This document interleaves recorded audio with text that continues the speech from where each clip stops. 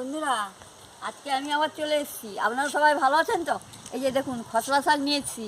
খসলা শাক দিয়ে একটা রান্না বানাবো। চলুন বন্ধুরা, রান্নাঘরে যাওয়া যাক, রান্না শুরু করব। বন্ধুরা, আমি রান্নাঘরে চলে এসেছি। শাকটাকে কেটে ধুয়ে নিয়ে চলে এসেছি। সরষাটা বেটে রেখেছিলাম। এই দেখুন, সরষার সঙ্গে আমি শাকটা দিয়ে দিচ্ছি। সরষা আর লঙ্কা একসঙ্গে বেটে রেখেছিলাম। এদিকে শাকগুলোকে দিয়ে দিচ্ছি।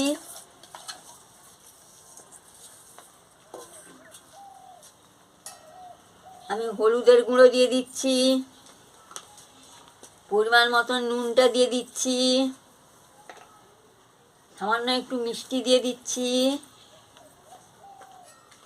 দেখুন কাঁচা সরষের তেলও দিয়ে দিচ্ছি।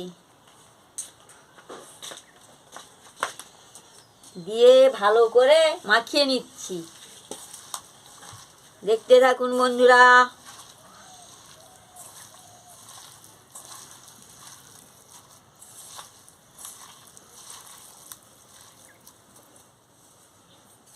সামান্য একটু জল দিয়ে দিচ্ছি, দিয়ে ভালো করে মাখিয়ে নিচ্ছি।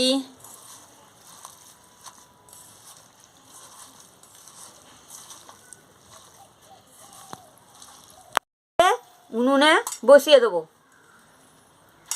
দেখুন আমার মাখানো হয়ে গেছে। এবার আমি উনুনে বসিয়ে দেবো। উনুনে বসিয়ে দিচ্ছি। সিদ্ধ হয়ে গেলে আমি ফিরে আসছি। এবার আমি ঢাকাটা খুলে নিচ্ছি। দেখুন বন্ধুরা, এবার আমি ঢাকাটা খুলে নিচ্ছি। খুলে নিয়ে দেখছি হয়ে গেছে নাকি। হ্যাঁ, হয়ে গেছে। এবার আমি নামিয়ে নিচ্ছি। দেখতে থাকুন বন্ধুরা। এই যে দেখুন হয়ে গেছে, কি সুন্দর হয়েছে রঙটা। বন্ধুরা দেখুন, এভাবে নিরামে খসলা শাকের বাটি চচ্চড়ি রান্না করে খাবেন, খুব ভালো লাগবে। ভালো লাগলে আমাকে লাইক করবেন, শেয়ার করবেন, মেসেজে লিখে জানাবেন, সাবস্ক্রাইব করবেন। আমি আবার কালকে ফিরে আসছি। বেল আইকনটি বাজিয়ে দেবেন, আমার ভিডিওটা শেয়ার করে দেবেন। দেখুন গন্ধটা দারুণ উঠেছে, রঙটাও ভালো হয়েছে।